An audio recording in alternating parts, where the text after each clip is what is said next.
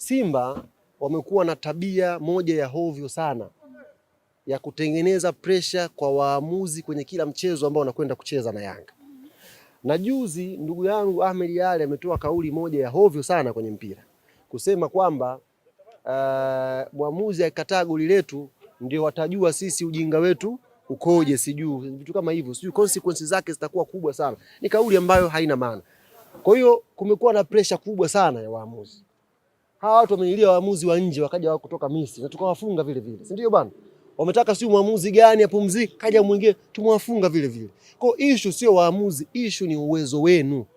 Ndio maana hata hii nimesikia kwa Dar es Salaam mwamuzi anakuja kutoka Morocco. Mimi nimefurahi.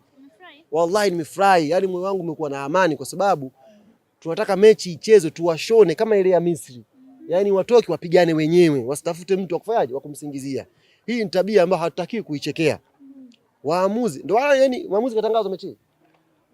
Bado umetangaza? Nani? Sijui, lakini palikuwa pana hizo. Msomali. Haya, tabia hii sio nzuri, nawaambia. Kuwataki waamuzi, yani mpaka mashabiki wa kawaida anaweza mwamuzi jina akamtaja na akamponda. Na watu mkachukua, sio sawa. Tuwapeni uhuru, awe kamati ya muungano, wachague mwamuzi yoyote. Na mimi wanapenda muungano pia, hata kama angetoka Oman wangemleta.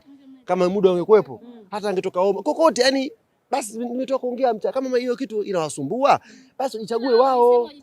Ndio nimesema, yani kama hiyo kitu cha waamuzi kinawasumbua, kamati ya muungano sio wako wapi katibu. Ningemuomba awape fursa wao kuchagua. Bwana Ahmed, unaweza kukimbia dakika 90 tukupe filimbi. Mwambie bwana nani mzee Magoli, unaweza kidogo kushika bendera. Wape, yani kwa nini tuna mjadala mikubwa ya waamuzi? Yani tunaacha kujadili mchezo utamu wake na nini? Tunajadili vitu vya ovyo ovyo tu. Wachague wao basi. Yani wangewapelekea makaratasi. Pangeni nyinyi mnataka achezeshe. Yanga tuko tayari.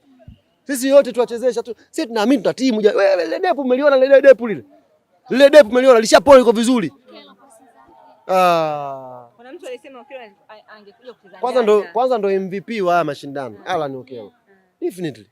Ndio paka MVP wa hii tournament ni Alan Okello. Sio mimi. Yaani utampa nani mwingine? Yaani nani mwingine utampa kama shindano sio tu namba. Hizo assist za offside hizo jamani, ndio timu nafasi ya 7. Hivi ndio inaongea nafasi ya 12. Assist kapigwa mtu na Azam. Wanaenda hapo kwenye kushindani sasa. Ndio nakwambia mechi na Azam, mechi dume. Starboy kageuka kachukua hapa kampa Dube. Ya pili kampa Dube, Dube kampa Max Kamba. Hamtushangazwa na kuona award inaenda sehemu nyingine. Itatushangaza. Kama ataibuka yani bila kujalisha nini inatokea kesho. MVP wa hii tournament ni Alan Starboy Okello. Top scorer ni Prince Pumelelo Dube. Hakuna discussion.